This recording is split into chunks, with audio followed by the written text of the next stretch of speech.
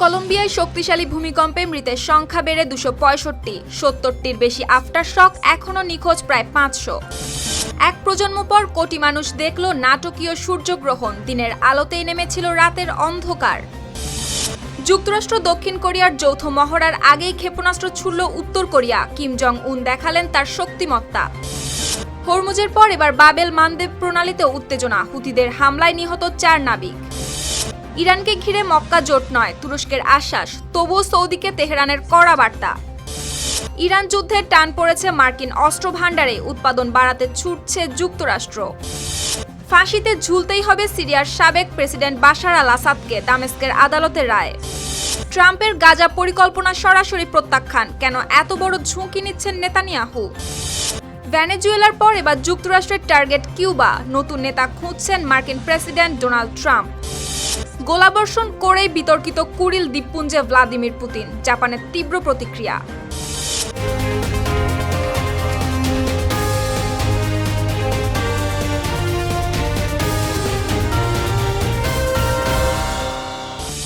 দর্শক, আমন্ত্রণ জানাচ্ছি আরটিভি সপ্তাহের বিশেষ, সঙ্গে আছি আমি সুপ্তি রায়। কলম্বিয়ায় শক্তিশালী ভূমিকম্পের পর সময় যত গড়াচ্ছে ততই ভয়াবহ হয়ে উঠছে বিপর্যয়ের চিত্র। 7.4 মাত্রার ভূমিকম্পে এখন পর্যন্ত প্রাণ হারিয়েছেন 265 জন, নিখোঁজ রয়েছেন 496 জন। ধসে পড়া ভবনের নিচে তাদের সন্ধানে দিনরাত চলছে উদ্ধার অভিযান, কিন্তু একের পর এক আফটার শকের কারণে সেই অভিযানও হয়ে উঠছে ঝুঁকিপূর্ণ। এরই মধ্যে 70টির বেশি আফটার শক রেকর্ড করা হয়েছে, যা নতুন করে ধসের আশঙ্কা তৈরি করছে ক্ষতিগ্রস্ত এলাকাগুলোতে।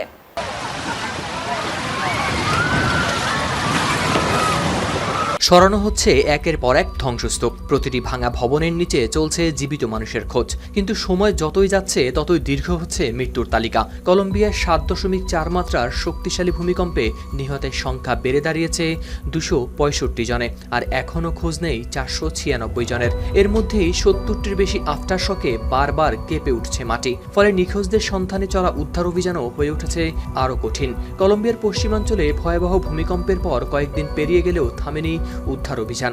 ধসে পড়া ভবনের নিচে আটকে থাকা মানুষদের খুঁজে বের করতে দিনরাত কাজ করছেন উদ্ধারকর্মীরা। বার্তা সংস্থা রয়টার্সের প্রতিবেদনে প্রকাশ পেয়েছে এই তথ্য। গেল সোমবার সকালে আঘাত হানা এই শক্তিশালী ভূমিকম্পের উৎপত্তিস্থল ছিল পশ্চিমাঞ্চলের চোকো বিভাগের সান হোসে দেল পালমার এলাকায়। তীব্র কম্পন অনুভূত হয় বিস্তীর্ণ অঞ্চল জুড়ে। কালি, পেরেইরা, মানিজালেস ও কিবদোর মতো শহরেও হয়েছে ব্যাপক ক্ষয়ক্ষতি। কোথাও ভবনের একাংশ ভেঙে পড়েছে, কোথাও আবার পুরো ভবনই মিশে গেছে মাটির সঙ্গে। ভারী যন্ত্রপাতি দিয়ে এসব ধ্বংসস্তূপ সরিয়ে নিখোঁজদের খুঁজছেন উদ্ধারকর্মীরা। তবে কাজটি আরও কঠিন করে তুলেছে একের পর এক আফটার শক। মূল ভূমিকম্পের পর 70টির বেশি আফটার শক রেকর্ড করা হয়েছে, এর মধ্যে কয়েকটির মাত্রা ছিল 4-এর বেশি। ফলে ক্ষতিগ্রস্ত ভবনগুলোতে উদ্ধার অভিযান চালানো হয়ে উঠেছে ঝুঁকিপূর্ণ।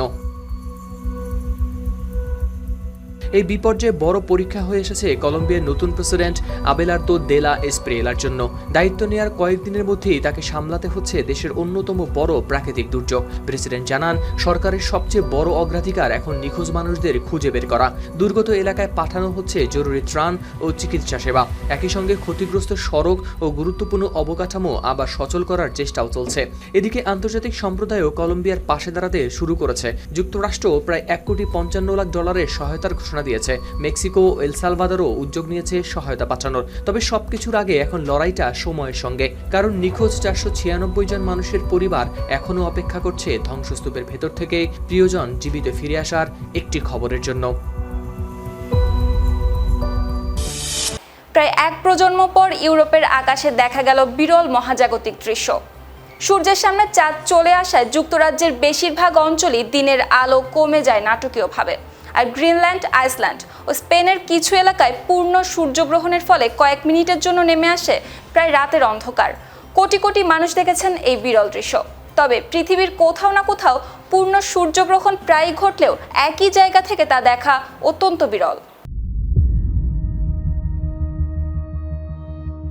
একদিকে সূর্য ডুবছে পশ্চিম আকাশে, অন্যদিকে ধীরে ধীরে তার সামনে এসে দাঁড়াচ্ছে চাঁদ। আলো কমছে, বদলে যাচ্ছে চারপাশের রং। আর কয়েক মিনিটের জন্য ইউরোপের কিছু অঞ্চলে দিনের মধ্যেই নেমে এলো প্রায় রাতের মতো অন্ধকার। প্রায় এক প্রজন্ম পর এমন নাটকীয় সূর্যগ্রহণ দেখলেন যুক্তরাজ্য, ইউরোপ ও আফ্রিকার কোটি কোটি মানুষ। গেল প্রায় ৩০ বছরের মধ্যে সবচেয়ে নাটকীয় এই দৃশ্য উপভোগ করেছেন তারা। কিন্তু এই বিরল দৃশ্য আবার কবে দেখা যাবে? যুক্তরাজ্যের বেশিরভাগ অঞ্চল থেকে দেখা গেছে আংশিক সূর্যগ্রহণ। স্থানীয় সময় সন্ধ্যা ৭টার কিছু পর গ্রহণটি চূড়ান্ত পর্যায়ে পৌঁছায়। অনেক জায়গায় চাঁদের আড়ালে ঢাকা পড়ে সূর্যের ৯০%-এরও বেশি অংশ। কর্নওয়ালে এই হার পৌঁছেছিল প্রায় ৯৫%। ১৯৯৯ সালের পর যুক্তরাজ্যে এটিই সবচেয়ে নাটকীয় সূর্যগ্রহণ। তবে গ্রিনল্যান্ড, আইসল্যান্ড ও স্পেনের কিছু এলাকায় অভিজ্ঞতা ছিল আরও অসাধারণ। সেখানে সূর্য, চাঁদ ও পৃথিবী প্রায় নিখুঁত সরলরেখায় চলে আসায় দেখা যায় পূর্ণ সূর্যগ্রহণ। মুহূর্তের মধ্যে আলো নিভে আসে, আকাশে ফুটে ওঠে কালো চাঁদের চারপাশ ঘিরে সূর্যের উজ্জ্বল করোনা। সেই অন্ধকার স্থায়ী হয়েছিল ২ মিনিটেরও কম, কিন্তু উপস্থিত মানুষের কাছে মুহূর্তটি হয়ে ওঠে চিরস্মরণীয়। গ্রহণের পথ শুরু হয়েছিল রাশিয়ার দুর্গম উত্তর সাইবেরিয়া থেকে। সেখান থেকে উত্তর মহাসাগর পেরিয়ে তা পৌঁছায় আইসল্যান্ডে, পরে এগিয়ে যায় ইউরোপের দিকে। ইংল্যান্ড ও ওয়েলসের অনেক জায়গায় আকাশ পরিষ্কার থাকায় প্রায় ১ ঘন্টা ধরে মানুষ চাঁদকে ধীরে ধীরে সূর্যের সামনে এগিয়ে যেতে দেখেছেন। এমন দৃশ্য দেখতে মানুষের প্রস্তুতিও ছিল চোখে পড়ার মতো। বিশেষ সূর্যগ্রহণ চশমার চাহিদা এতটাই বেড়েছিল যে বিভিন্ন দোকানে সেগুলো দ্রুতই শেষ হয়ে যায়। কেউ আবার নিরাপদভাবে গ্রহণ দেখার জন্য রান্নাঘরের ঝাঁঝরি, কার্ডবোর্ডের বাক্স সহ ব্যবহার করেছেন নানা ঘরোয়া পদ্ধতিও। সংবাদ মাধ্যম বিবিসির প্রতিবেদনে প্রকাশ পেয়েছে এই তথ্য। পূর্ণ সূর্যগ্রহণ ঘটে তখনই যখন চাঁদ পৃথিবী ও সূর্যের ঠিক মাঝখানে চলে আসে। সবচেয়ে বিস্ময়কর বিষয় হলো সূর্য পৃথিবী থেকে চাঁদের তুলনায় প্রায় ৪০০ গুণ দূরে, আবার সূর্যের ব্যাসও চাঁদের চেয়ে প্রায় ৪০০ গুণ বড়। এই অদ্ভুত মহাজাগতিক মিলের কারণেই পৃথিবীর আকাশে দুটিকে মনে হয় প্রায় একই আকারের। পৃথিবীর কোথাও না কোথাও প্রায় প্রতি ১৮ মাসে ঘটে পূর্ণ সূর্যগ্রহণ, কিন্তু একই জায়গা থেকে এমন দৃশ্য দেখা অত্যন্ত বিরল। কোনো নির্দিষ্ট এলাকায় পূর্ণ সূর্যগ্রহণ ফিরে আসতে লেগে যেতে পারে কয়েক শতাব্দী। বিজ্ঞানীদের হিসাবে ২০২৬ থেকে ২০২৮ সাল সূর্যগ্রহণ প্রেমীদের জন্য বিশেষ সময়। বিশ্বের বিভিন্ন জায়গা থেকে কয়েকটি পূর্ণ সূর্যগ্রহণ দেখা যাবে। তবে যুক্তরাজ্যবাসীর অপেক্ষা অনেক দীর্ঘ। ২০২১ সালে যেখানে সূর্যের প্রায় ৯৯% ঢাকা পড়া একটি গ্রহণ দেখা যাবে, আর পূর্ণ সূর্যগ্রহণের জন্য অপেক্ষা করতে হবে ২০৯০ সাল পর্যন্ত। কোরীয় উপদ্বীপে আবারও বাড়ছে সামরিক উত্তেজনা। যুক্তরাষ্ট্র ও দক্ষিণ কোরিয়ার প্রায় ১৮,০০০ সেনার যৌথ মহড়া শুরুর কয়েকদিন আগেই ব্যালিস্টিক ক্ষেপণাস্ত্র ছুড়েছে উত্তর কোরিয়া। অতীতেও এমন মহড়ার আগেও পরে ক্ষেপণাস্ত্র পরীক্ষা চালিয়েছে পিয়ংইয়ং। এবার উত্তেজনা আরও বাড়িয়েছে জাপানের সামরিক সক্ষমতা বৃদ্ধি ও ইউক্রেন যুদ্ধে উত্তর কোরিয়ার সম্পৃক্ততা নিয়ে ওঠা অভিযোগ। ফলে প্রশ্ন উঠছে, নতুন এই ক্ষেপণাস্ত্র উৎক্ষেপণ কি শুধুই আরেকটি অস্ত্র পরীক্ষা, নাকি আসন্ন যুক্তরাষ্ট্র দক্ষিণ কোরিয়ার মহড়ার আগে কিম জং উনের সরাসরি শক্তি প্রদর্শন? বিস্তারিত প্রতিবেদনে। যুক্তরাষ্ট্র ও দক্ষিণ কোরিয়ার প্রায় ১৮,০০০ সেনাকে নিয়ে শুরু হতে যাচ্ছে বড় ধরনের সামরিক মহড়া। তার মাত্র কয়েকদিন আগেই পাল্টা শক্তি প্রদর্শনে নামল উত্তর কোরিয়াও। বুধবার ভোরে দেশটির পূর্ব উপকূল থেকে জাপান সাগরের দিকে ছোড়া হয়েছে একটি ব্যালিস্টিক ক্ষেপণাস্ত্র। অতীতেও মার্কিন দক্ষিণ কোরিয়া মহড়ার আগে ও পরে ক্ষেপণাস্ত্র পরীক্ষা চালিয়েছে পিয়ংইয়ং। ফলে প্রশ্ন উঠেছে, এবারের উৎক্ষেপণ কি ওয়াশিংটন ও সিউলের উদ্দেশ্যে কিম জং উনের নতুন সতর্কবার্তা? দক্ষিণ কোরিয়ার জয়েন্ট চিফস অফ স্টাফ জানায়, বুধবার স্থানীয় সময় সকাল ৬টার দিকে উত্তর কোরিয়ার ওনসান এলাকা থেকে নিক্ষেপ করা হয় ক্ষেপণাস্ত্রটি। জাপানের প্রতিরক্ষা মন্ত্রণালয়ও একটি সন্দেহভাজন ব্যালিস্টিক ক্ষেপণাস্ত্র শনাক্ত করার কথা জানিয়েছে। তাদের ধারণা ক্ষেপণাস্ত্রটি সাগরে গিয়ে পড়েছে, তবে এ বিষয়ে বিস্তারিত কিছুই জানানো হয়নি। সংবাদ মাধ্যম এএফপির প্রতিবেদনে প্রকাশ পেয়েছে এই তথ্য। এদিকে এই উৎক্ষেপণের সময়টি বিশেষভাবে গুরুত্বপূর্ণ, কারণ আগামী সোমবার থেকেই শুরু হচ্ছে যুক্তরাষ্ট্র ও দক্ষিণ কোরিয়ার ১১ দিনের উলচি ফ্রিডম শিল্ড সামরিক মহড়া। এতে দক্ষিণ কোরিয়ার প্রায় ১৮,০০০ সেনার পাশাপাশি অংশ নেবেন দেশটিতে অবস্থানরত মার্কিন সেনারাও। দুই দেশের দাবি, পারমাণবিক অস্ত্রধারী উত্তর কোরিয়ার সম্ভাব্য হামলা মোকাবিলায় সামরিক প্রস্তুতি জোরদার করাই এই মহড়ার উদ্দেশ্য। তবে পিয়ংইয়ং বিষয়টিকে সেভাবে দেখে না। উত্তর কোরিয়া দীর্ঘদিন ধরেই এ ধরনের যৌথ মহড়াকে তাদের বিরুদ্ধে সম্ভাব্য সামরিক অভিযানের প্রস্তুতি হিসেবেই বিবেচনা করে আসছে। অতীতেও এসব মহড়ার আগে ও পরে ক্ষেপণাস্ত্র পরীক্ষা চালিয়েছে দেশটি। তবে এবারে উত্তেজনায় যুক্ত হয়েছে জাপানও। দ্বিতীয় বিশ্বযুদ্ধের পর দীর্ঘদিন শান্তিপূর্ণ অবস্থান বজায় রাখা জাপান সাম্প্রতিক সময়ে সামরিক ব্যয় বাড়াচ্ছে, জোরদার করেছে প্রতিরক্ষা সহযোগিতা এবং দেশটির দূরবর্তী দ্বীপগুলোতে ক্ষেপণাস্ত্র উৎক্ষেপণ ব্যবস্থা মোতায়েন করছে। জাপানের প্রতিরক্ষামন্ত্রী শিনজিরো কোইজুমি বলেন, জরুরি পরিস্থিতি ও সংকট মোকাবিলায় দেশটির সামরিক সক্ষমতা বাড়ানো প্রয়োজন। এর পরপরই উত্তর কোরিয়া জাপানের সমালোচনা করে বলেছে দেশটি যুদ্ধরাষ্ট্রে রূপান্তরিত হচ্ছে। এর পাশাপাশি ইউক্রেন যুদ্ধকে ঘিরেও উত্তর কোরিয়াকে নিয়ে বাড়ছে উদ্বেগ। ইউক্রেনের প্রেসিডেন্ট ভলোদিমির জেলেনস্কির অভিযোগ, রাশিয়া উত্তর কোরিয়ার তৈরি ক্ষেপণাস্ত্র ব্যবহার করছে এবং পিয়ংইয়ং এর কাছ থেকে আরও অস্ত্র ও সেনা সহায়তা পাচ্ছে। মার্কিন ও দক্ষিণ কোরিয়ার যৌথ বাহিনী জানায়, ইউক্রেন যুদ্ধ থেকে উত্তর কোরিয়ার সেনারা যে আধুনিক যুদ্ধের অভিজ্ঞতা অর্জন করেছে, আসন্ন মহড়ায় সেই বাস্তবতাও রাখা হবে বিবেচনায়।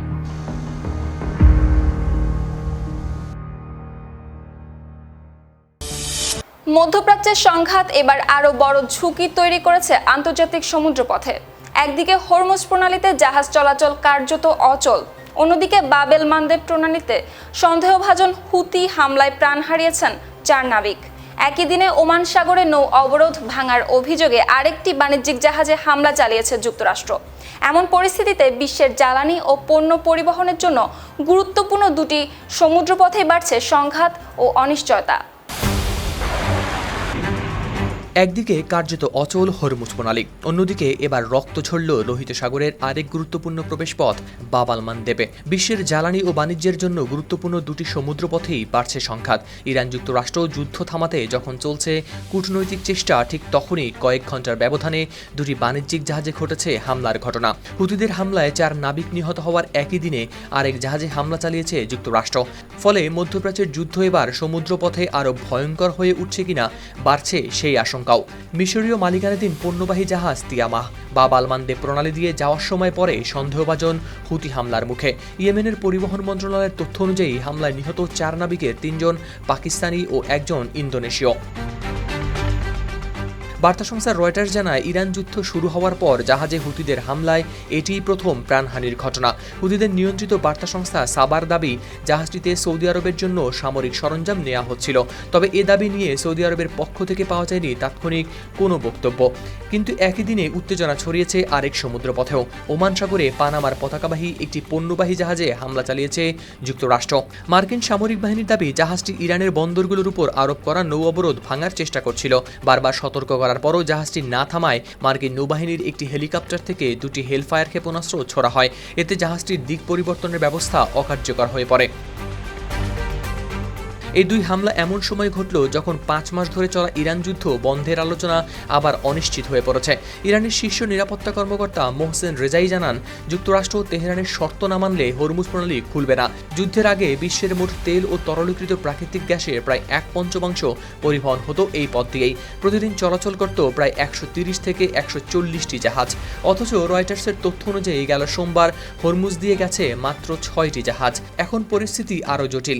একদিকে হরমুজ প্রণালী, অন্যদিকে বাব আল মানদেব। বিশ্ব বাণিজ্যের দুটি গুরুত্বপূর্ণ পথেই বাড়ছে হামলা ও অনিশ্চয়তা। ফলে যুদ্ধ যদি দ্রুত না থামে, তার প্রভাব শুধু মধ্যপ্রাচ্যেই আটকে থাকবে না। জ্বালানির দাম থেকে শুরু করে পণ্য পরিবহন, এর মূল্য দিতে হতে পারে পুরো বিশ্বকেই। মধ্যপ্রাচ্যের নিরাপত্তা সমীকরণে নতুন আলোচনা তৈরি করেছে সৌদি আরব, তুরস্ক ও পাকিস্তানের প্রতিরক্ষা জোট। চুক্তি অনুযায়ী 3 দেশের যে কোনো একটির ওপর সশস্ত্র হামলাকে সবার ওপর হামলা হিসেবে বিবেচনা করা হবে। এমন ঘোষণা আসতেই প্রশ্ন উঠছে, এই জোট কি মূলত ইরানকে ঘিরে তৈরি? তুরস্ক অবশ্য সেই ধারণা নাকচ করে বলছে, কোনো দেশকেই অভিন্ন শত্রু হিসেবে চিহ্নিত করা হয়নি। তবে তেহরানও বিষয়টিকে হালকাভাবে নিচ্ছে না। একটি দেশে হামলা হলে সেটি 3 দেশের ওপরই হামলা, এই ঘোষণা দিয়ে সৌদি আরব, তুরস্ক ও পাকিস্তান নতুন প্রতিরক্ষা জোট করার পরেই মধ্যপ্রাচ্যে শুরু হয়েছে নতুন হিসাব নিকাশ। সবচেয়ে বড় প্রশ্ন, এই জোট কি মূলত ইরানকে ঠেকাতেই তৈরি? তবে তুরস্ক বলছে না, কিন্তু সেই আশ্বাসেও পুরোপুরি নিশ্চিত নয় তেহরান। উল্টো সৌদি আরবকে সতর্ক করে ইরানি কর্মকর্তারা জানান, নতুন মিত্রের উপর নির্ভর করলেই নিশ্চিত হবে না নিরাপত্তা। গেল শুক্রবার মক্কা যৌথ প্রতিরক্ষা চুক্তিতে সই করেন তুরস্কের president Recep Tayyip Erdogan, Saudi যুবরাজ মোহাম্মদ বিন সালমান ও পাকিস্তানের প্রধানমন্ত্রী শাহবাজ শরীফ। চুক্তির সবচেয়ে গুরুত্বপূর্ণ শর্ত, 3 দেশের যে কোনো একটির উপর সশস্ত্র হামলা হলে সেটিকে সবার উপর হামলা হিসেবে বিবেচনা করা হবে। সংবাদ মাধ্যম আল জাজিরার প্রতিবেদনে প্রকাশ পেয়েছে এই তথ্য। তবে চুক্তির পরদিনই তুরস্কের পররাষ্ট্রমন্ত্রী হাকান ফিদান স্পষ্ট করেছেন, ইরান বা অন্য কোনো দেশকে এই জোটের অভিন্ন শত্রু হিসেবে নিশ্চিত করা হয়নি। তার দাবি, কোনো দেশ যদি এই 3 সদস্যের উপর হামলা না করে তাহলে সেই দেশকে জোটের লক্ষ্যবস্তু হিসেবেও বিবেচনা করা হবে না। আরও একটি গুরুত্বপূর্ণ তথ্য দিয়েছেন ফিদান। তার ভাষ্য অনুযায়ী এই চুক্তি তৈরির কাজ শুরু হয়েছিল প্রায় 2 বছর 8 মাস আগে, অর্থাৎ বর্তমান ইরান সংকট শুরু হওয়ার অনেক আগেই 3 দেশের মধ্যে চলছিল এই পরিকল্পনা। তবে কাঠামোর দিক থেকে চুক্তিটি বেশ শক্তিশালী।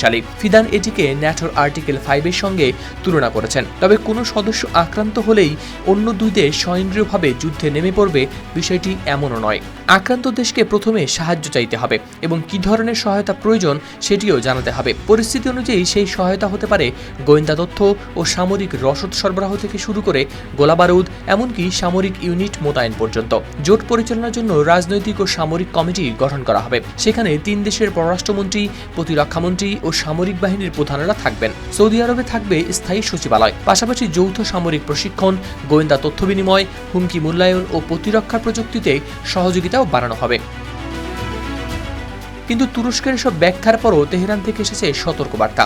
ইরানের পার্লামেন্টের জাতীয় নিরাপত্তা ও পররাষ্ট্রনীতি বিষয়ক কমিটির সদস্য মাহমুদ নাবাবিয়ান বলেছেন, তুরস্ক ও পাকিস্তানের সহযোগিতা সৌদি আরবের নিরাপত্তার নিশ্চয়তা দিতে পারবে না। একই কমিটির ইব্রাহিম রেজাই আবার পুরো বিষয়টিকে দেখছেন কাগজে চুক্তি হিসেবেই। ইরানের পররাষ্ট্রমন্ত্রী আব্বাস আরাকচি সরাসরি মক্কা চুক্তির নাম না নিলেও আঞ্চলিক দেশগুলোকে নিজেদের শক্তির উপর নির্ভর করার আহ্বান জানিয়েছেন। একই সঙ্গে ইরানের সামরিক প্রস্তুতির কথাও তুলে ধরেছেন তিনি। তবে গল্প এখানেই শেষ নয়, কারণ সৌদি, তুরস্ক, পাকিস্তানের এই নতুন জোট 3 দেশেই সীমাবদ্ধ নাও থাকতে পারে। তুরস্ক চাইছে আরও দেশকে এই নিরাপত্তা বলয়ের মধ্যে আনতে। হাকান ফিদানের দাবি, ইতিমধ্যেই কয়েকটি দেশ আগ্রহ দেখিয়েছে। সম্ভাব্য নতুন সদস্য হিসেবে বিশেষভাবে উঠে এসেছে মিশরের নাম। অর্থাৎ মক্কায় স্বাক্ষরিত চুক্তিটি শুধু 3 দেশের পারস্পরিক নিরাপত্তার ঘোষণা হয়ে থাকবে কিনা সেটি এখন দেখার বিষয়, কারণ সদস্য বাড়তে থাকলে এটি ভবিষ্যতে পরিণত হতে পারে মধ্যপ্রাচ্য ও আশেপাশের অঞ্চলের জন্য নতুন একটি বড় প্রতিরক্ষা বলয়। মাত্র 5 মাসেই ইরান যুদ্ধে বড় চাপ তৈরি হয়েছে যুক্তরাষ্ট্রের গুরুত্বপূর্ণ আকাশ প্রতিরক্ষা অস্ত্রের মজুতে। বিশেষ করে শত্রুর ক্ষেপণাস্ত্র ঠেকাতে ব্যবহৃত পেট্রিয়ট ও থার্ডের মজুদ উল্লেখযোগ্যভাবে কমেছে। বিশ্লেষকদের মতে বর্তমান ঘাটতি পূরণ করে আবার আগের অবস্থায় ফিরতে সময় লাগতে পারে অন্তত 3 বছর। এমন পরিস্থিতিতে একদিকে অস্ত্র নির্মাতা প্রতিষ্ঠানগুলো দ্রুত উৎপাদন বাড়ানোর তাগিদ দিয়েছে পেন্টাগন, অন্যদিকে অস্ত্র সংকটের দাবি মানতে নারাজ প্রেসিডেন্ট ডোনাল্ড ট্রাম্প। বিশ্বের সবচেয়ে শক্তিশালী সামরিক বাহিনী, বছরে প্রতিরক্ষায় খরচ হয় শত শত বিলিয়ন ডলার। অথচ মাত্র 5 মাসের ইরান যুদ্ধ এবার সেই যুক্তরাষ্ট্রের অস্ত্র ভান্ডার নিয়েই তৈরি করেছে নতুন উদ্বেগ। বিশেষ করে শত্রুর ক্ষেপণাস্ত্র ঠেকানোর প্যাট্রিয়ট ও থার্ডের মজুদ এতটাই কমেছে যে আগের অবস্থায় ফিরতে লেগে যেতে পারে অন্তত 3 বছর। পরিস্থিতি সামাল দিতে এবার অস্ত্র নির্মাতা প্রতিষ্ঠানগুলোকে দ্রুত উৎপাদন বাড়ানোর তাগিদ দিয়েছে পেন্টাগন। মার্কিন প্রতিরক্ষা দপ্তরের মুখপাত্র শন পার্নেল জানান, সামরিক বাহিনীর প্রয়োজনীয় অস্ত্র দ্রুত সরবরাহ করতে অস্ত্র কেনা ও উৎপাদন বাড়ানোর উদ্যোগ নেওয়া হয়েছে। তবে পেন্টাগনের দাবি, শুধু ইরান যুদ্ধের কারণেই এই সিদ্ধান্ত নয়। আগে থেকেই মার্কিন অস্ত্র ভান্ডারে আধুনিকায়নের বড় পরিকল্পনা চলছিল। কিন্তু পরিস্থিতি যে এখন বেশ চাপের তার ইঙ্গিত পাওয়া যাচ্ছে পেন্টাগনের আরেকটি পদক্ষেপে। যুক্তরাষ্ট্রের উপপ্রতিরক্ষামন্ত্রী স্টিভ ফেইনবার্গ অস্ত্র নির্মাতা প্রতিষ্ঠানগুলোর প্রধানদের চিঠি দিয়ে মাত্র 21 দিনের মধ্যে চেয়েছেন পরিকল্পনা। জানতে চাওয়া হয়েছে গুরুত্বপূর্ণ অস্ত্র ও সামরিক সরঞ্জাম কিভাবে আরও দ্রুত সরবরাহ করা সম্ভব। তার বার্তা স্পষ্ট, একটি অস্ত্র তৈরিতে বছরের পর বছর সময় নেয়ার পদ্ধতি আর চলবে না। সংবাদ মাধ্যম আল জাজিরার প্রতিবেদনে প্রকাশ পেয়েছে এই তথ্য। CSIS এর হিসাব অনুযায়ী ইরান যুদ্ধ শুরুর আগে যুক্তরাষ্ট্রের কাছে প্রায় 2330টি প্যাট্রিয়ট প্রতিরক্ষা ক্ষেপণাস্ত্র ছিল। সাম্প্রতিক লড়াইয়ের পর সেই সংখ্যা নেমে এসেছে আনুমানিক 759 থেকে 827টিতে, অর্থাৎ যুদ্ধ শুরুর আগের তুলনায় কমেছে অন্তত 65%। একই অবস্থা থার্ড প্রতিরক্ষা ক্ষেপণাস্ত্রের ক্ষেত্রেও। যুদ্ধের আগে 452টি থার্ড ক্ষেপণাস্ত্র থাকলেও বর্তমানে মজুদ আনুমানিক 234 থেকে 278টি, অর্থাৎ কমেছে অন্তত 38%। আর এখানেই তৈরি হয়েছে বড় ঝুঁকি। প্যাট্রিয়ট ও থার্ড মূলত আকাশে আসা ক্ষেপণাস্ত্র ধ্বংস করে মার্কিন ঘাঁটি ও সেনাদের রক্ষা করে। ফলে মজুদ কমে গেলে প্রতিটি হামলা ঠেকাতে এসব অস্ত্র ব্যবহারের ক্ষেত্রেও হিসাব করতে হতে পারে যুক্তরাষ্ট্রকে। সিএসআইএস এর বিশ্লেষণ মার্ক ক্যান্সিয়ানের আশঙ্কা, প্যাট্রিয়টের মজুদ শেষ হয়ে গেলে ইরানের ক্ষেপণাস্ত্র মার্কিন প্রতিরক্ষা ভেদ করার ঝুঁকি অনেক বেড়ে যাবে। তবে অস্ত্র সংকটের এমন খবর মানতে নারাজ মার্কিন প্রেসিডেন্ট ডোনাল্ড ট্রাম্প। তার দাবি যুক্তরাষ্ট্রের কাছে বিপুল অস্ত্র রয়েছে ও প্রয়োজন অনুযায়ী নতুন অস্ত্রও তৈরি হচ্ছে। এরই মধ্যে অস্ত্র প্রস্তুতকারক প্রতিষ্ঠান লকহিড মার্টিন ও নর্থরুপ গ্রুম্যানের সঙ্গে উৎপাদন বাড়ানোর নতুন চুক্তিও করেছে পেন্টাগন। একই সময়ে প্রতিরক্ষা বাজেট প্রায় 90,000 কোটি ডলার থেকে বাড়িয়ে $1.5 ট্রিলিয়ন করার প্রস্তাব নিয়েও চলছে রাজনৈতিক টানাপোড়েন। সিরিয়ার ক্ষমতা হারিয়ে রাশিয়ায় আশ্রয় নিলেও এবার নিজ দেশেই বড় আইনি পরিণতির মুখে পড়েছেন বাশার আল আসাদ। 2011 সালে যে দারা শহর থেকে তার সরকারের বিরুদ্ধে বিদ্রোহের সূচনা হয়েছিল, সেখানকার পরিকল্পিত হত্যাকাণ্ডের দায়ে সাবেক এই প্রেসিডেন্টকে মৃত্যুদণ্ড দিয়েছেন দামেস্কের আদালত। একই মামলায় মৃত্যুদণ্ড পেয়েছেন দারার সাবেক নিরাপত্তা প্রধান আতেফ নাজিবও। এদিকে আসাদ বর্তমানে রাশিয়ায় থাকায় এই রায় বাস্তবে কিভাবে কার্যকর হবে তা নিয়ে দেখা দিয়েছে অনিশ্চয়তা। একসময় যে বাশার আল আসাদের একটি নির্দেশেই কেঁপে উঠত পুরো সিরিয়া, আজ সেই মানুষটির বিরুদ্ধেই মৃত্যুদণ্ডের রায় দিয়েছেন দামেস্কের আদালত। আরও বিস্ময়কর হল যে দারা শহর থেকে 2011 সালে তার বিরুদ্ধে বিদ্রোহের আগুন জ্বলে উঠেছিল, সেই দারায় সংঘটিত অপরাধী প্রায় 1.5 দশক পর ফিরে এসেছে তার বিচারের কেন্দ্রে। সিরিয়ার ইসলামপন্থী নেতা বর্তমান প্রেসিডেন্ট আহমেদ আল শারার নেতৃত্বে দেশটির বিদ্রোহীরা বাশার সরকারকে উচ্ছেদ করলে ক্ষমতা হারিয়ে তিনি আশ্রয় নেন রাশিয়ায়। কিন্তু সিরিয়ায় শুরু হয়েছে তার শাসনামলের হিসাব নিকাশ। দামেস্কের ফৌজদারি আদালত সাবেক প্রেসিডেন্ট বাশার আল আসাদকে পরিকল্পিত হত্যাকাণ্ডের দায়ে করেছেন দোষী সাব্যস্ত। একই মামলার দ্বারা প্রদেশের রাজনৈতিক নিরাপত্তা বিষয়ক সাবেক প্রধান আতেফ নাজিবকে পরিকল্পিত হত্যা ও নির্যাতনের দায়ে দেয়া হয়েছে মৃত্যুদণ্ড। আদালতের পর্যবেক্ষণ অনুযায়ী 2011 সালে দারায় সংঘটিত অপরাধগুলো মানবতা বিরোধী অপরাধের পর্যায়ে পড়ে। সংবাদ মাধ্যম আল জাজিরা, রয়টার্স, এপি ও বিবিসি সহ একাধিক সংবাদ মাধ্যমের প্রতিবেদনে প্রকাশ পেয়েছে এই তথ্য। দারা নামটির সঙ্গে গভীরভাবে জড়িয়ে আছে সিরিয়ার গৃহযুদ্ধের ইতিহাস। 2011 সালে আরব বসন্তের ঢেউ যখন একের পর এক আরব দেশে পৌঁছাচ্ছিল, তখন সিরিয়াতেও শুরু হয় সরকার বিরোধী বিক্ষোভ, যা দমনে কঠোর পথ নেয় আসাদ সরকার। একসময় আন্দোলনকারীদের একটি অংশ অস্ত্র তুলে নেয়। শান্তিপূর্ণ প্রতিবাদ ধীরে ধীরে রূপ নেয় দীর্ঘ ও রক্তক্ষয়ী গৃহযুদ্ধে। রাশিয়া, ইরান ও হিজবুল্লাহ সহায়তায় বছরের পর বছর ক্ষমতা ধরে রাখেন বাশার। 2020 সালের দিকে আলেপ্পো সহ গুরুত্বপূর্ণ বহু এলাকায় নিয়ন্ত্রণও ফিরে পান, কিন্তু যুদ্ধ সিরিয়াকে রেখে যায় ভয়াবহ ক্ষতর মধ্যে। প্রতিবেদনের তথ্য অনুযায়ী প্রায় 13 বছরের সংঘাতে নিহত হন 6 লাখেরও বেশি মানুষ, বাস্তুচ্যুত হন 1,30,00,000-এর বেশি। এরপর 2024 সালের নভেম্বর মাস হায়াত তাহরির আল শামস HTS এর নেতৃত্বে বিদ্রোহীরা আচমকা শুরু করে নতুন অভিযান। মাত্র কয়েকদিনের ব্যবধানে আলেপ্পো, হাম ও হোমস একের পর এক হাতছাড়া হতে থাকে। পুরনো মিত্র রাশিয়াও তখন ইউক্রেন যুদ্ধে ব্যস্ত। আগের মতো সামরিক সহায়তা আর পায়নি আসাদ সরকার। 7 ডিসেম্বর পর্যন্ত নিজের সামরিক কর্মকর্তাদের বাশার আশ্বাস দিচ্ছিলেন রাশিয়া সাহায্যে এগিয়ে আসবে, কিন্তু পরদিন ভোরেই সব হিসাব পাল্টে যায়। বিদ্রোহীরা দামেস্কে ঢুকে পড়ে।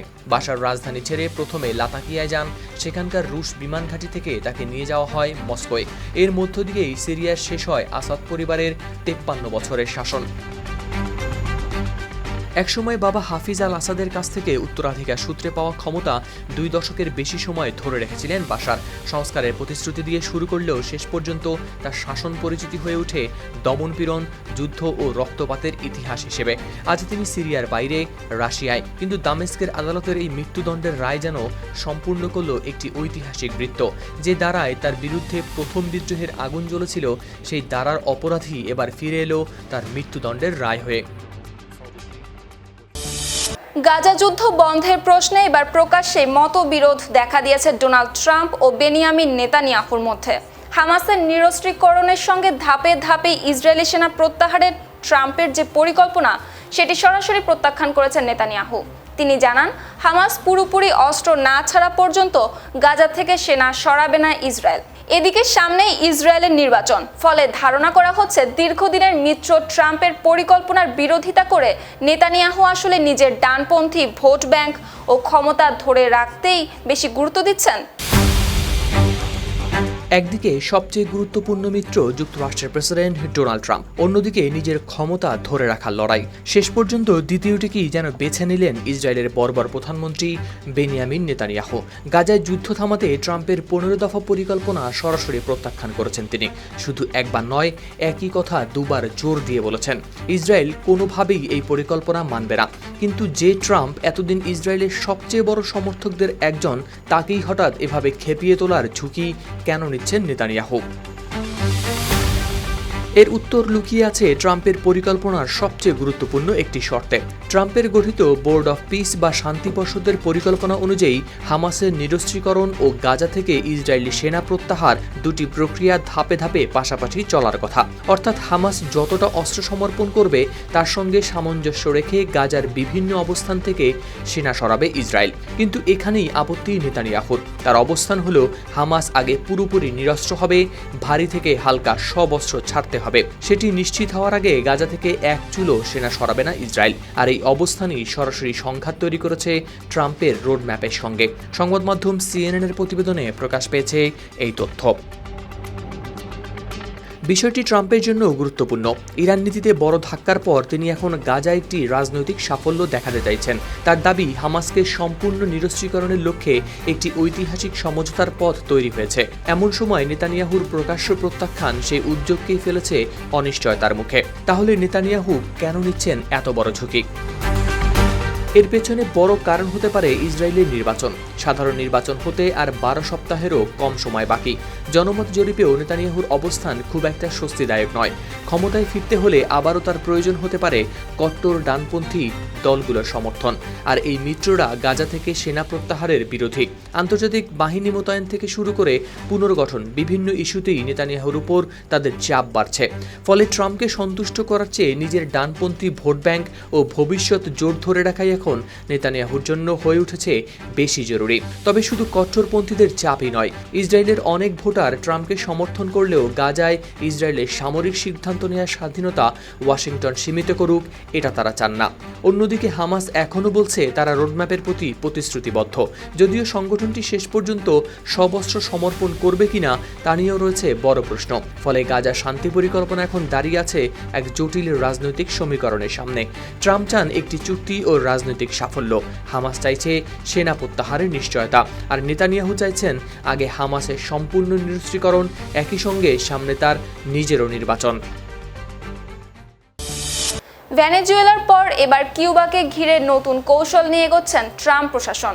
নিউ ইয়র্ক টাইমসের প্রতিবেদনের সামনে এসেছে এমন তথ্য। শুধু হাভানার বর্তমান নেতৃত্বের ওপর চাপ বাড়ানো নয়, ভবিষ্যতে ক্ষমতার পালাবদল ঘটলেও যুক্তরাষ্ট্রের সঙ্গে কাজ করতে পারেন এমন সম্ভাব্য নেতারও খোঁজ চলছে। এমনকি গোপনে একটি কিউবা টাস্ক ফোর্স গঠনের দাবিও এসেছে সামনে। তবে 6 দশকের বেশি সময় ধরে মার্কিন চাপ ও নিষেধাজ্ঞা মোকাবেলা করে টিকে থাকা কিউবায় ভেনেজুয়েলার মতো নেতৃত্ব পরিবর্তনের কৌশল কতটা কার্যকর হবে তা নিয়ে এখন তৈরি হয়েছে নতুন আলোচনা। ভেনেজুয়েলার পর এবার কি কিউবায় সরকার বদলের ছক করছেন ডোনাল্ড ট্রাম্প? তবে শুধু সরকার পরিবর্তনের পরিকল্পনাই নয়, হাভানায় ক্ষমতায় কাকে বসানো যেতে পারে যুক্তরাষ্ট্র নাকি খুঁজছে সেই নেতাকেও। এমনকি গোপনে কিউবা টাস্ক ফোর্স গঠনের কথাও এসেছে সামনে। কিন্তু 6 দশকের বেশি সময় ধরে যুক্তরাষ্ট্রের চাপ সামলে টিকে থাকা কিউবায় ভেনেজুয়েলা মডেল বাস্তবায়ন কি এতটাই সহজ? যুক্তরাষ্ট্রের বর্তমান ও সাবেক কয়েকজন কর্মকর্তার বরাতে নিউ ইয়র্ক টাইমস জানায়, ট্রাম্প প্রশাসন কিউবার বর্তমান বা সাবেক কর্মকর্তাদের মধ্যে এমন একজনকে খুঁজছে যিনি প্রয়োজনে হাভানার নেতৃত্ব দিতে পারবেন ও ওয়াশিংটনের সঙ্গে কাজ করতে রাজি হবেন। তবে লক্ষ্য পুরো রাষ্ট্র ব্যবস্থা ভেঙে ফেলা নয়, বরং বর্তমান কাঠামো রেখেই রয়েছে নেতৃত্ব বদলানোর চিন্তা, অনেকটা ভেনেজুয়েলায় অনুসরণ করা মডেলের মতো। সেই কারণে মার্কিন গোয়েন্দা সংস্থাগুলো কিউবায় একজন বাস্তববাদী নেতা খুঁজে বের করার দায়িত্ব দেওয়া হয়েছে বলেও দাবি করা হয়েছে প্রতিবেদনে। কিন্তু এখানেই বড় বাধা। মার্কিন গোয়েন্দাদের মূল্যায়ন অনুযায়ী কিউবার পরিস্থিতি ভেনেজুয়েলার চেয়ে ইরানের সঙ্গে বেশি মেলে, অর্থাৎ বর্তমান নেতৃত্ব সরে গেলে যুক্তরাষ্ট্রের সঙ্গে কাজ করতে আগ্রহী কোনো বিকল্প নেতা সহজে সামনে আসবেন নেই এমন নিশ্চয়তা। বরং সম্ভাব্য উত্তরসূরিদের কেউ কেউ বর্তমান নেতৃত্বের চেয়েও নিতে পারেন আরও কট্টর অবস্থান। এর মধ্যে কয়েকটি নাম নিয়েও চলছে আলোচনা। কিউবার সম্ভাব্য উত্তরসূরি হিসেবে অস্কার পেরেজ অলিভা ফ্রাগাকে সামনে আনা হচ্ছে বলে দাবি করা হয়েছে প্রতিবেদনে। তবে তাকে ওয়াশিংটনের পছন্দ হওয়ার সম্ভাবনা খুব কম।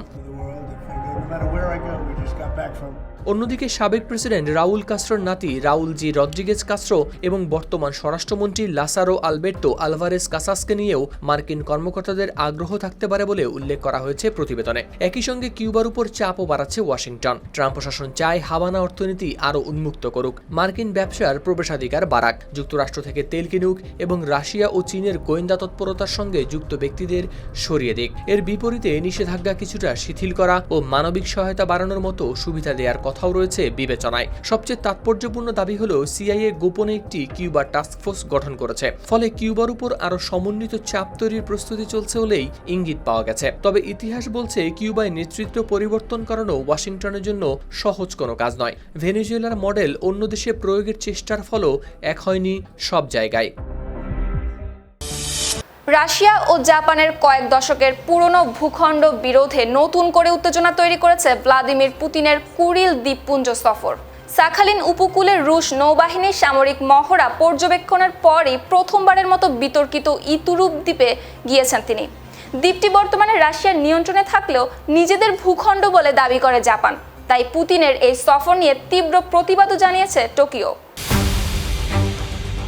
সমুদ্রের বুকে একের পর এক গোলাবর্ষণ, পানিতে বিস্ফোরণ আর যুদ্ধজাহাজের ব্রিজে বসে পুরো সামরিক মহড়া পর্যবেক্ষণ করেন রুশ প্রেসিডেন্ট ভ্লাদিমির পুতিন। আর এমন শক্তি প্রদর্শনের পরই এবার প্রথমবারের মতো পা রাখলেন বিতর্কিত কুরিল দ্বীপপুঞ্জে, যে দ্বীপপুঞ্জের মালিকানা নিয়ে কয়েক দশক ধরে বিরোধে জড়িয়ে আছে রাশিয়া ও জাপান। ফলে পুতিন সেখানে পা রাখতে তীব্র প্রতিক্রিয়া জানিয়েছে টোকিও। জাপানের দাবি যে ইতুরুপ দ্বীপে পুতিন গেছেন সেটি তাদেরই ভূখণ্ড। এমনকি পুতিনের এই সফরের বিরুদ্ধে আনুষ্ঠানিকভাবে কড়া প্রতিবাদও জানিয়েছেন দেশটির প্রধানমন্ত্রী। বলেছেন পুতিনের কুরিল দ্বীপপুঞ্জ সফর অগ্রহণযোগ্য। ফলে বিষয়টি খুব স্পষ্ট, কুরিল সফরের ঠিক আগে এমন নৌমহড়া কি শুধুই রাশিয়ার সামরিক সক্ষমতার প্রদর্শন, নাকি এর মধ্য দিয়ে জাপানকে আরও কঠোর কোনো বার্তা দিলেন পুতিন? এএফপির প্রতিবেদনে জানা যায়, বৃহস্পতিবার রাশিয়ার সাখালিন দ্বীপের উপকূলে নৌবাহিনীর মহড়া পর্যবেক্ষণ করেন পুতিন। এরপর কুরিল দ্বীপপুঞ্জের ইতুরিপ দ্বীপে পৌঁছান। রুশ রাষ্ট্রীয় বার্তা সংস্থা তাসের বরাতে রয়টার্স জানায়, কুরিল দ্বীপপুঞ্জে এটি তার প্রথম সফর। সেখানে ইয়াসুনি নামের একটি মাছ প্রক্রিয়াজাতকরণ কারখানা, হাসপাতাল, স্কুল পরিদর্শনের পাশাপাশি স্থানীয়দের সঙ্গেও কথা বলেন পুতিন। তবে তিনি কোথায় গেলেন বা কি দেখলেন তার চেয়েও বড় হয়ে উঠেছে তিনি কোন ভূখণ্ডে পা রেখেছেন সেই প্রশ্নে। কারণ ইতুরিপ সহ দক্ষিণ কুরিলের 4টি দ্বীপ নিয়ে রাশিয়া ও জাপানের বিরোধ কয়েক দশকের পুরনো। দ্বিতীয় বিশ্বযুদ্ধের শেষ দিকে সোভিয়েত ইউনিয়ন দ্বীপগুলোর নিয়ন্ত্রণ নেয়। বর্তমানে সেগুলো রাশিয়া প্রশাসনের অধীনে থাকলেও এগুলোকে নিজেদের নর্দার্ন টেরিটরিজ হিসেবেই দাবি করে জাপান। সেই বিরোধের কারণে দ্বিতীয় বিশ্বযুদ্ধের পর মস্কো ও টোকিওর মধ্যে পূর্ণাঙ্গ শান্তি চুক্তি হয়নি। আর এবার সেই বিতর্কিত ইতুরুপে পুতিনের পা রাখতেই ক্ষুব্ধ হয়েছে জাপান। দেশটির পররাষ্ট্রমন্ত্রী তোশিমিৎসু মোতোগি বলেছেন, ইতুরিপ সহ উত্তরাঞ্চলীয় ভূখণ্ডগুলো ঐতিহাসিক ও আন্তর্জাতিক আইন দুই দিক থেকে জাপানের অবিচ্ছেদ্য অংশ। তাই পুতিনের এই সফরের বিরুদ্ধে কড়া প্রতিবাদ জানিয়েছে টোকিও। আরও গুরুত্বপূর্ণ হলো, ইউক্রেন যুদ্ধের পর পশ্চিমাদের নিষেধাজ্ঞায় জাপান যোগ দিলে মস্কো টোকিওর সঙ্গে শান্তি চুক্তি নিয়ে আলোচনা বন্ধ করে দেয়। কুরিলে জাপানি নাগরিকদের ভিসামুক্ত সফরও বাতিল করে রাশিয়া এবং জাপানকে অবন্ধুসুলভ দেশের তালিকায় যুক্ত করে। ফলে দুই দেশের সম্পর্ক আগে থেকেই আছে তলানিতে। তবে সাখালিনের নৌমহড়া সরাসরি জাপানকে হুঁশিয়ারি দিতে আয়োজন করা হয়েছিল কিনা এমন কোনো নির্ভরযোগ্য তথ্য এখনো পাওয়া যায়নি। কিন্তু বাস্তবতা হলো, একদিন আগে যুদ্ধ জাহাজে বসে রুশ বাহিনীর গোলাবর্ষণ দেখলেন পুতিন, আর পরদিনই পা রাখলেন জাপানের দাবি করা ইতুরিপ দ্বীপে। তাই পুতিনের এই সফরে মস্কো টোকিওর পুরনো ভূখণ্ড বিরোধ আবারও এগোচ্ছে নতুন মাত্রায়। দর্শক, সপ্তাহের বিষয় এই পর্যন্তই। শেষ করার আগে শিরোনামগুলো জানিয়ে দেব আরও একবার। কলম্বিয়ায় শক্তিশালী ভূমিকম্পে মৃতের সংখ্যা বেড়ে 265, 70টির বেশি আফটার শক, এখনও নিখোঁজ প্রায় 500। এক প্রজন্ম পর কোটি মানুষ দেখল নাটকীয় সূর্যগ্রহণ, দিনের আলোতেই নেমেছিল রাতের অন্ধকার। যুক্তরাষ্ট্র দক্ষিণ কোরিয়ার যৌথ মহড়ার আগেই ক্ষেপণাস্ত্র ছুড়ল উত্তর কোরিয়া। কিম জং উন দেখালেন তার শক্তিমত্তা। হরমুজের পর এবার বাবেল মানদেব প্রণালীতে উত্তেজনা, হুতিদের হামলায় নিহত 4 নাবিক। ইরানকে ঘিরে মক্কা জোট নয়, তুরস্কের আশ্বাস, তবুও সৌদিকে তেহরানের কড়া বার্তা। ইরান যুদ্ধে টান পড়েছে মার্কিন অস্ত্র ভাণ্ডারে, উৎপাদন বাড়াতে ছুটছে যুক্তরাষ্ট্র। ফাঁসিতে ঝুলতেই হবে সিরিয়ার সাবেক প্রেসিডেন্ট বাশার আল আসাদকে, দামেস্কের আদালতের রায়। ট্রাম্পের গাজা পরিকল্পনা সরাসরি প্রত্যাখ্যান, কেন এত বড় ঝুঁকি নিচ্ছেন নেতানিয়াহু? ভেনেজুয়েলার পর এবার যুক্তরাষ্ট্রের টার্গেট কিউবা, নতুন নেতা খুঁজছেন মার্কিন প্রেসিডেন্ট ডোনাল্ড ট্রাম্প। গোলাবর্ষণ করেই বিতর্কিত কুরিল দ্বীপপুঞ্জে ভ্লাদিমির পুতিন, জাপানের তীব্র প্রতিক্রিয়া। দর্শক, এই ছিল সপ্তাহের বিশ্বে। এতক্ষণ সঙ্গে থাকার জন্য ধন্যবাদ।